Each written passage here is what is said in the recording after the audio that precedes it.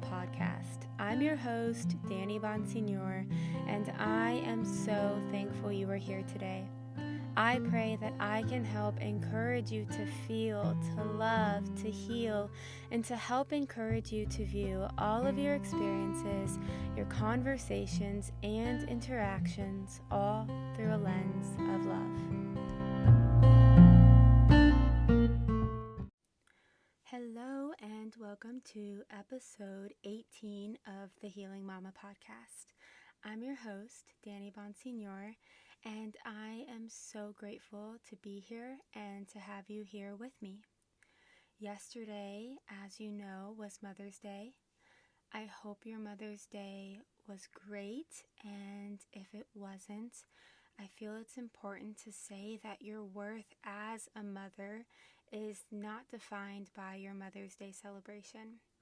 I hope today can be better for you, or at the very least, better after listening to this episode, which I am so excited for.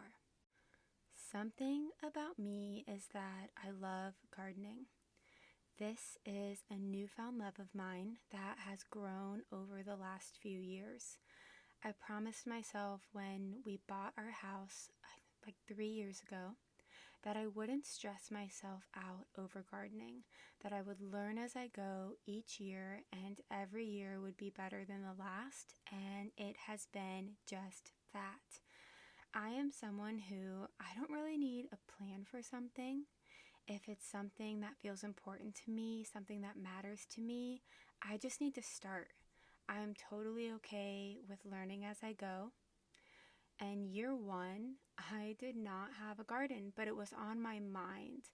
And I don't like to underestimate the power of just planting seeds in your mind, just thinking about things, visualizing these things, seeing it as you want it to be. And that is what I really spent year one doing. Year two, I did some vegetable plants in some pots on my patio. I planted a blueberry bush and bought a lemon tree, both of which, I'm sad to report, did not make it.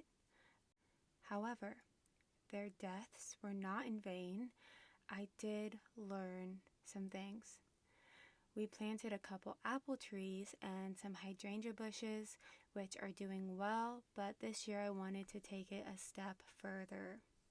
Since my husband had a career shift, I needed to get more creative with our finances during this season, and buying organic is just expensive. If you know, you know. And buying organic plants for a garden is also expensive, so I decided to buy seeds and start from there, even though I had absolutely no idea what I was doing or currently doing. I'm just doing it, and it's going well so far. For my Mother's Day gift, my husband set up and filled my raised garden beds I had bought previously and had not used the prior year because it was overwhelming to think about. Back to the not stressing over gardening, and that's why I did pots, because it seemed more approachable. We got creative this year and called a local tree company who we are patiently waiting to get a good tree in our area so they can drop off mulch to us for free, which is totally an answered prayer.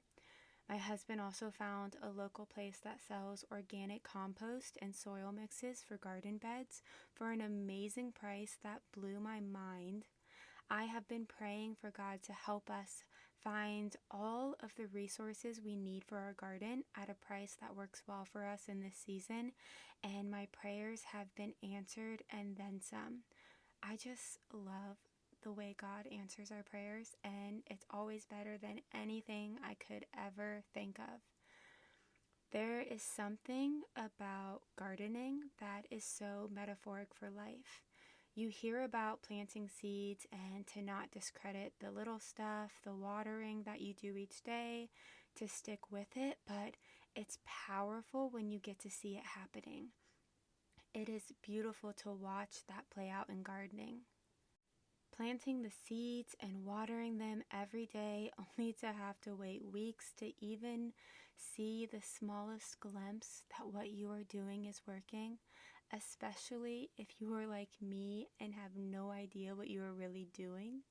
but having the will to just learn as you go can and will take you a long way. This makes me think of our children.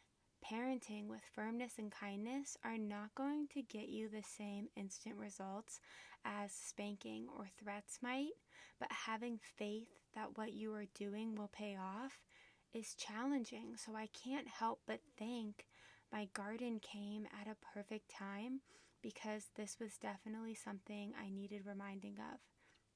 There is a lot of social pressure you deal with as a parent, and especially when you decide to go against the grain. If you are new here, welcome. Going against the grain for me would mean no spanking, no punishment, no rewards, no bribing, and absolutely no threats. Parenting with respect and kindness and the bigger picture in mind. You could say this is not the norm. I believe natural consequences are important, that we do need to guide our children to teach them and to lead them, but I also believe this can be done without shaming them, without using authoritarian tactics. This can be done using love, understanding, and kindness.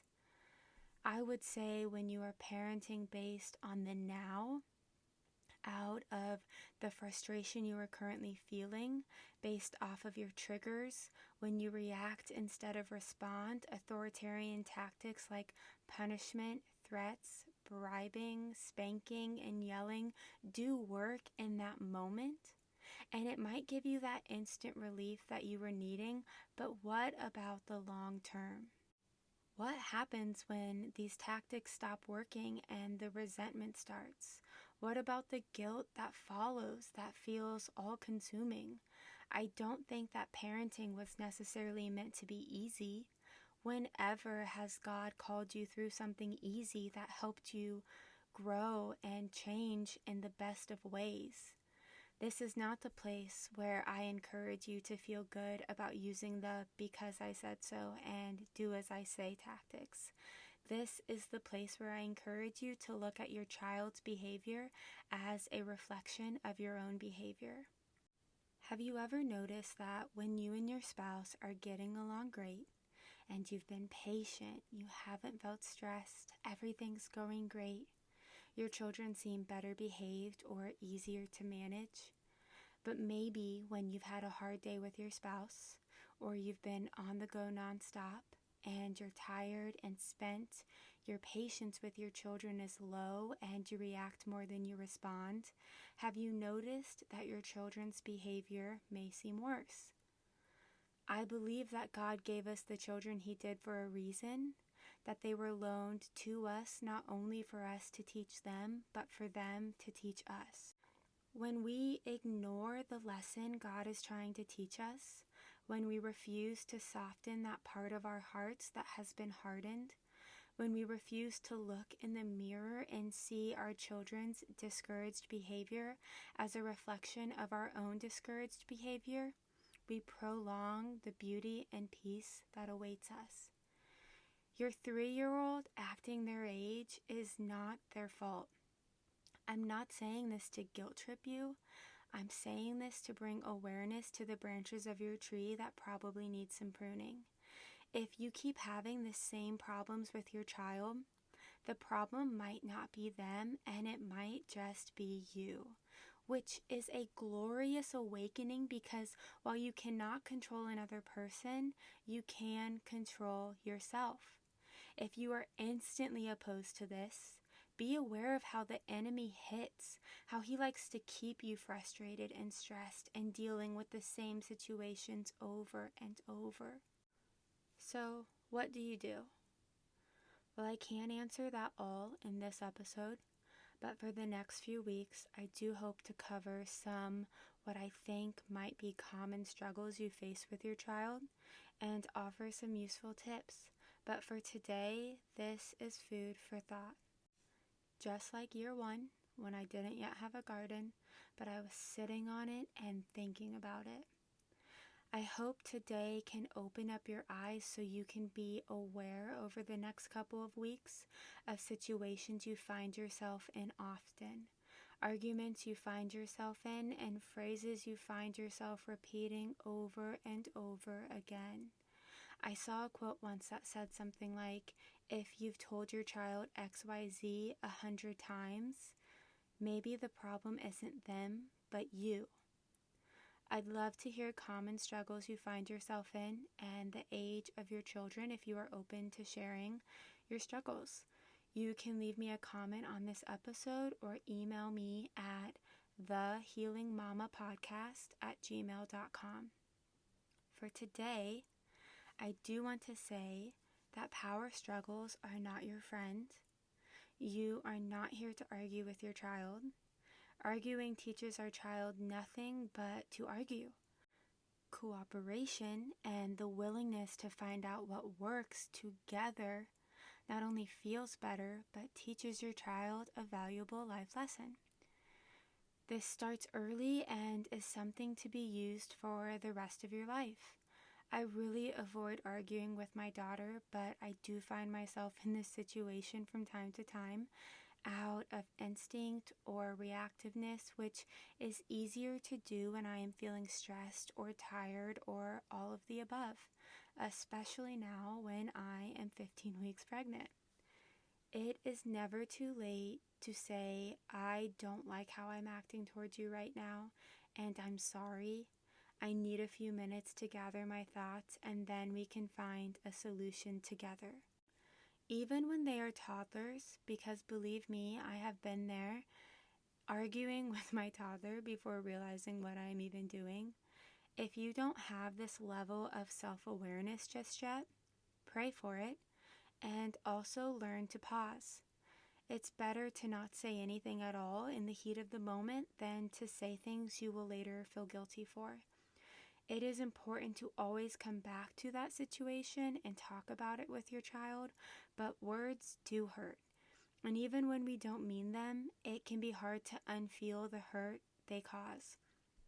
Much like my garden, praying in discouraging moments always helps.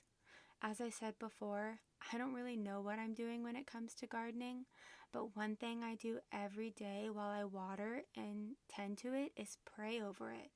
Much like us, plants respond well to positive words and encouragement, as do and especially our children. There have been many moments in my parenting where I feel at a loss for a moment, where I don't have any idea how to overcome certain situations or feelings, and this happens even as someone who is on their way to being a certified positive discipline parent educator, meaning I've read the books and I'm doing the work, but choosing to pray in these moments instead of getting caught up in the discouragement makes all the difference. God already knows how you need to handle the situation and is just waiting for you to ask for guidance. The enemy would love it if you chose not to pray and instead react. He would love for you to yell, fight, and discourage your child.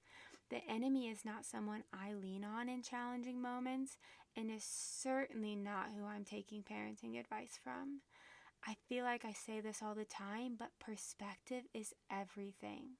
If you find yourself in the same battles with your children, start praying right now for God to help you see what lesson He is trying to teach you. I promise you, if you continue to turn to Him in these moments will change and they will become fewer and fewer. The enemy definitely did not want me to show up today and to deliver this message to you. So I pray it is something you needed to hear. Let's start this week strong. Pray as much and as often as you can this week and next. See how many times you can turn to God this week instead of giving into your discouragement. Let God encourage you so that you can have the strength you need to be an encouraging leader for your child. Let them see you leaning on God in your discouraging moments. Let your child see you dropping to your knees and praying instead of yelling. Let them see you live out what it means to have a soul full of faith and to trust that no challenge, no moment, no emotion is too big for God. You were made for this. Your child was specially picked and loaned to you for you. You are stronger than the enemy, and the enemy would love nothing more than to cause a divide in the relationship with your child. View your child's misbehavior these next couple of weeks as feeling discouraged. View their actions as a cry for help and the need to feel like they belong. I pray that for the next 2 weeks, all of the challenges that you face, because let's be honest, you will face them, you are able to view as opportunities to grow, that you are able to turn your discouragement into encouragement, and that you are able to lean on God more than ever in your challenging moments with your children. In closing today, I want to share a quote with you